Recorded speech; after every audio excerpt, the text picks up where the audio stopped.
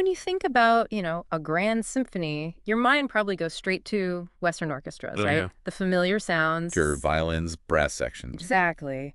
But what if you imagine something totally different, like um, ancient Eastern strings, these hypnotic old rhythms, a whole symphony of ancient voices, really? That's a great way to put it, because when you look at our sources on Eastern music, the first thing that hits you is just how massive it is. We're talking Asia, the Middle East, so many distinct cultures. Right. And the big shift for this deep dive is moving away from that Western focus on harmony, chords stacking up, Hmm. and really immersing ourselves in traditions where it's all about melody, rhythm, and, well, this incredibly detailed ornamentation. Yeah.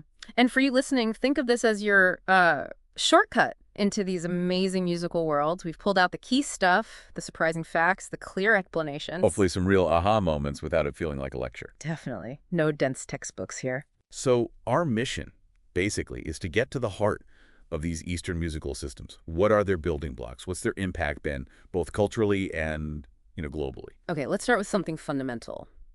Melody. It's not just the tune, is it? In many of these systems, it's like the absolute core. It really is. And two fantastic examples are the raga from India and the makam from Arabic music. Raga and makam. Okay. Yeah, and the crucial thing is, unlike Western scales, which are often just, building blocks for chords. Right, like a ladder. Exactly. These are more like melodic blueprints. They guide improvisation, they're packed with specific emotions, sometimes even spiritual meaning. They're much, much more than just a list of notes. So not just a simple staircase for harmony. These frameworks sound way more complex. You mentioned microtones, like the notes between the notes. Precisely. Those subtle pitches you don't find on a standard piano, they allow for incredible emotional nuance.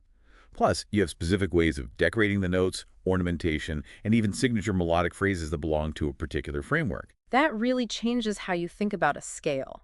So a raga, it's not just notes you play up and down. Not at all. A raga comes with rules, guidelines. There are characteristic phrases, pakats, they're called, like little melodic signatures, Tides. Got it. and specific ornamentation techniques. Gamakas. Think of them as, I don't know, specific kinds of slides or trills unique to Indian music. And crucially, each raga has a rasa. Rasa. Yeah, an inherent emotional quality or mood. They're even linked to times of day, seasons. Yeah. It's really holistic. Wow, like built-in emotional weather. And the makam in Arabic music, similar idea. Defines notes, relationships. Very similar concept, yes. Okay. Defines the notes, how they relate, characteristic patterns. And like ragas, makams have deep emotional, sometimes spiritual weight. And those microtones you mentioned, super important in makams. Okay. They often feature these microtonal inflections and, well, complex melodic shapes that really echo Arabic vocal styles and the rhythms of poetry. So both raga and makam act as these rich frameworks for improvisation, giving structure but also freedom. Exactly. Yeah. Structured freedom. It allows musicians to be incredibly expressive, but within a tradition. Now, you mentioned ornamentation, gamakas, tahrir.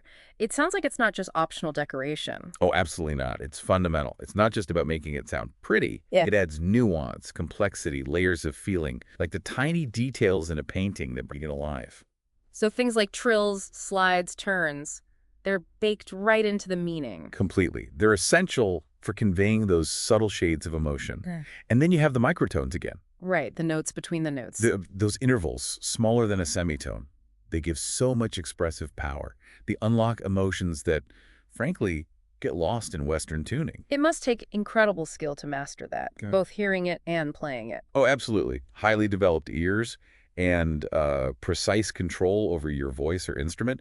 It's essential for the real feeling of raga and makam. Okay, so improvisation is key, but it's not just No. random jam. Definitely not. It's a core part of the tradition, highly respected, but it's structured improvisation. You follow the rules, the guidelines of the raga or makam you're playing. So you need to know it inside out, the framework, the phrases, the feeling. Exactly.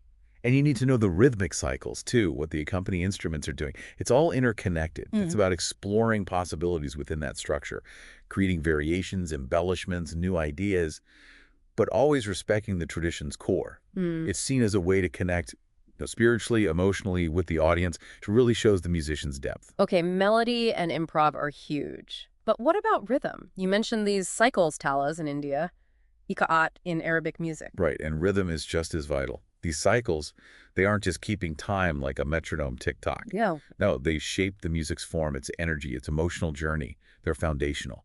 In the West, rhythm often supports melody and harmony. Here, the cycle itself can be the main driving force. It's a different way of feeling time in music. And they sound really complex, like more intricate than standard Western time signature. Often, yes. Polyrhythms, complex meters, it's a hallmark. It creates this amazing rhythmic richness.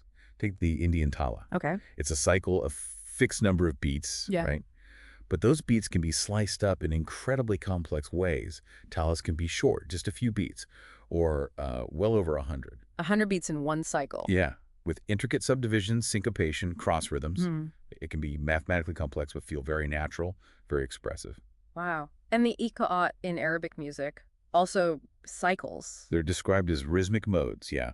Specific patterns of strong and weak beats. They provide the rhythmic backbone for Arabic music. And they often have complex syncopation, too. Definitely, lots of rhythmic variation.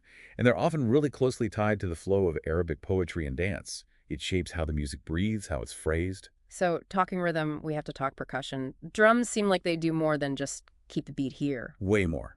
They're often in a dialogue with the melody. Think of the tabla in North Indian music. The two drums. That pair, yes. The player isn't just setting a pulse. They're having a rhythmic conversation with the soloist, say, a sitar player, trading ideas, creating interplay. And they can make a lot of different sounds, A right? huge range allows for incredibly complex, virtuosic patterns. Then in Arabic music, you've got the darbuka. The goblet-shaped drum. That's the one. Very distinctive sound, very versatile. It can lay down simple grooves or incredibly intricate, syncopated rhythms. It's foundational for so many styles. And we can't forget Indonesian gamelan. All those gongs and metallophones sounds like layers upon layers of rhythm. It's breathtaking. Gamelan ensembles create these incredibly rich textures with interlocking rhythmic and melodic parts. It often has a spiritual dimension used in ceremonies, and that cyclical nature is really strong. That brings us back to cycles. It seems like repetition, this continuous loop, is really important. Very much so. It creates this feeling of flow, continuity. Our sources link it to Eastern ideas about time itself, not linear, but cyclical, eternal. Interesting. So the music isn't necessarily driving towards a big finish like a Western symphony might. It's more like an ongoing journey. And keeping track of these complex cycles, how do musicians do that? Hand gestures, special words. All of that. Hand gestures, mnemonic syllables like bowl in India, even mathematical calculations. It shows how central rhythm is. Mastering it takes years of dedicated study. Right. Okay, so we've got melody and rhythm as the big priorities. What about harmony and texture? How does that work compared to the West's focus on chords? Yeah, this is a major point of difference. While Western music often builds on chord progressions, Eastern traditions usually take different routes to create texture and harmonic support, keeping melody front and center. Drone-based harmony is mentioned. What exactly is that? Okay, so a drone is basically a sustained note or maybe a simple chord that just holds steady underneath everything else. Like a background hum? Kind of, but it's more active than that. It's a dynamic part of the texture. It creates stability, a resonant bass that lets the melody really move and explore freely above it. Ah, okay. So it grounds the music. The tempura in India, that's a drone instrument. The classic example. That long-necked lute creates this rich, buzzing drone that's the perfect backdrop for Indian classical music. Really highlights the melody's microtones and ornaments. The harmonium can do it too, especially in folk or devotional music. And what about things like heterophony and polyphony? Our source says it's not quite the same as Western harmony. Right, important distinction. Heterophony is when you have multiple people playing basically the same melody, but each one adds their own little variations, maybe slightly different timing, different ornaments, tidy pitch bends. So everyone's singing the same song, but slightly differently. Exactly. It creates this shimmering, rich texture around the core melody. It's not harmony in the Western sense of chords, but it's definitely a way of creating texture. That sounds beautiful. And polyphony, multiple independent melodies. Some traditions do have polyphony, yes, interwoven melodic lines. But again, the way those lines relate often isn't based on Western harmonic rules. It might be more about the rhythmic interplay or melodic contour. Georgian polyphony is a famous example. Really unique harmonies, drones, ornaments. It's its own complex system. So bottom line, it comes back to melody and rhythm being the driving forces, not chord progressions. That's the core idea. The intricate development of melody within a raga or maqam, the improvisation, the ornamentation, the rhythmic complexity, that's where the main focus lies. That's what creates the emotional power. Okay, let's make this more concrete. Our source gives some case studies of specific traditions. It's amazing how diverse Eastern music really is. It truly is. You could spend a lifetime on each. But yeah, the source gives a great overview. It looks at Indian classical music, Hindustani from the north, Carnatic from the south. Right. Hindustani may be more known for improvisation, sitar, tabla. Carnatic, perhaps more composed forms, veena, mridangam, strong vocal focus. That's a good summary. Hindustani often feels more free-flowing, while Carnatic has these intricate compositions. But both share this deep spiritual connection, music as a path. Then there's Arabic maqam traditions. We talked about makam, but also the instruments. Yes, the intricate rhythms, the expressive ornaments, the deep link to poetry, and instruments like the oud, that fretless lute, perfect for microtones. They call it the king of Arabic instruments. Then the ney, the flute. The reed flute, yeah. Such a breathy, expressive, sometimes really haunting sound. And Arabic vocal music itself is incredibly powerful and ornamented. Moving over to Persian classical music. Similar to Arabic, but distinct. Shares roots, yes, but has its own feel. Very refined, expressive, often linked to Sufi mysticism and poetry.